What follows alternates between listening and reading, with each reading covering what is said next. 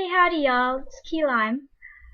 Today I'm going to be giving one of my Rainbow Dash toys, because I have two now. I'm going to be giving one of them Dreadlocks, because it's a cool toy and I want to keep it, but I kind of want to customize it and play around with it.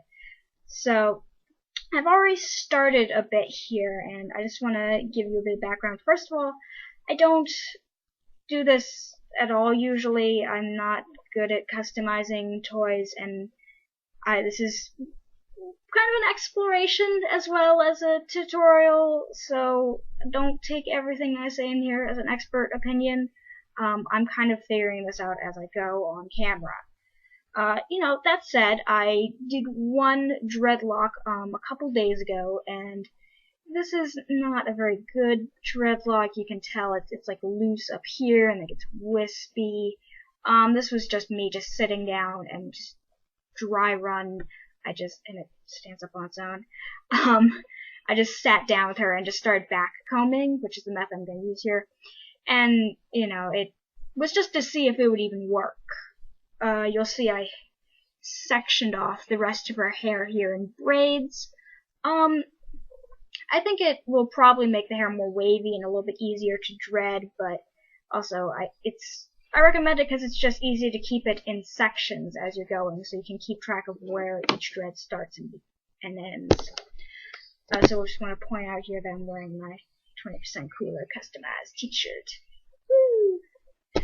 So, I actually have, this is not just like tea or coffee or whatever, this is actually just a cup of recently boiled water. I didn't feel comfortable putting her into boiling water or putting her hair into boiling water, which is apparently the technique they usually use in professional or more experienced pony hairstyling. Is that what I've got to call it? Pony hairstyling.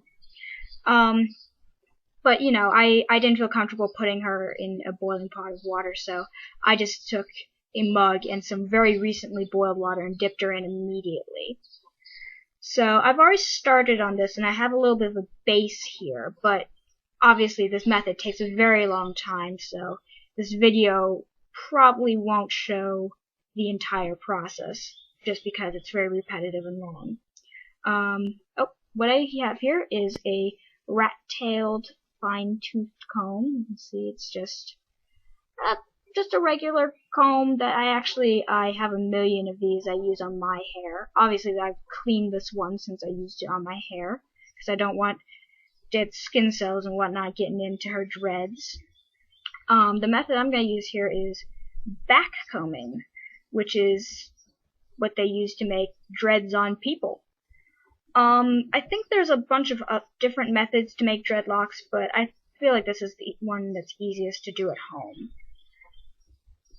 So, I find that from my dry run, I did learn that it's easier to go in and do it from one angle and then come out and then come in a different angle.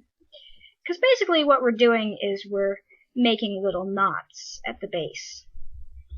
And we're kind of working up the knots, because that's basically what a dreadlock is. So, I'm going to kind of show you here that this, can you see? Well, this is as far as my comb can go, and the rest of that is just dreaded right now. Fortunately, I have a very bad webcam. You can't quite see the dread forming, but I can show you that where my comb can't go any farther.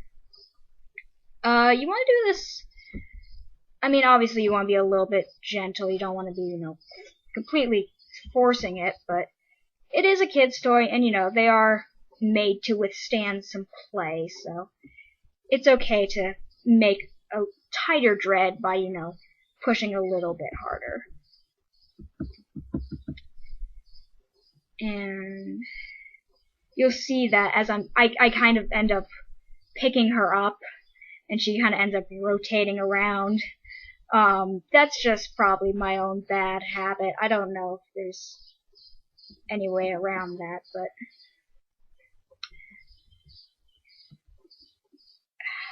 you can see that there's a lot of, you can't see because it's a bad webcam, but there is a lot of knots swarming around, and there's a lot of wispies here.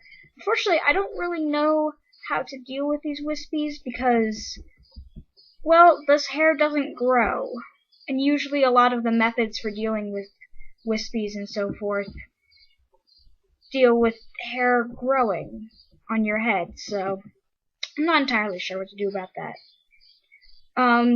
One other thing I learned about this dreadlock, which, because it's so bad, I'm probably going to take out. I mean, look at the end of this. It's just fraying apart.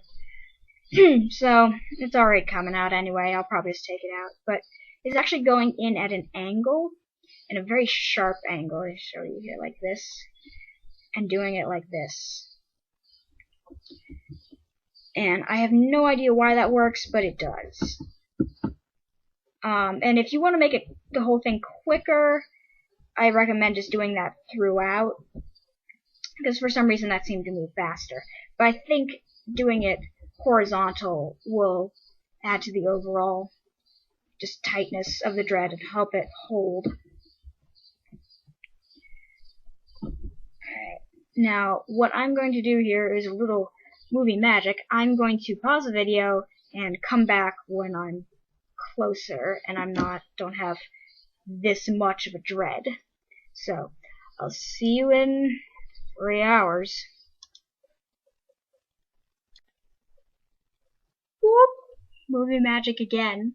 So I've finished her all orange dread, which is technically her second dread, but I've actually already started taking out the first one because it's not good. This one's still pretty loose, and I'm probably gonna tamper with it for a little bit more, but you get the general idea. For the tip here, all I did is I got some wispy ends and I folded them over and back combed that in to get a little bit more of a blunter tip, as you can see there. Just like a comparison is, here's the braided one that I haven't dreaded yet. You actually, I'll admit, I trimmed this a little bit because I was getting really long wispies, but it does get a lot shorter, so be prepared for that. And that's her pretty dreadlock, and it sticks straight up when you first do it, so I'm going to probably fold it down and have something to hold it down, so way more, and it'll stick down and won't do this. So that is hard to make her an alicorn. Just have a dread horn there and her wings. That would work. Okay. Well, that's how you do pony dreadlocks. It's pretty easy, really simple to do, not that much material as you need. So go out and make some dreadlocks. Bye, guys.